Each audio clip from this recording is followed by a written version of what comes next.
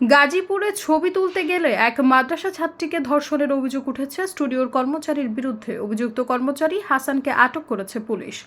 গাজীপুর মহানগরের ভোগরা মধ্যপাড়া এলাকায় স্টুডিও ঝিলিকে এই ঘটনা ঘটে। ওই ছাত্রী স্থানীয় সৈয়দ আলী ইসলামিয়া মাদ্রাসার পঞ্চম শ্রেণীর ছাত্রী। নির্যাতিতা শিক্ষার্থী তার বাবা মায়ের সঙ্গে স্থানীয় জব্বর আলীর বাড়িতে ভাড়া থাকে।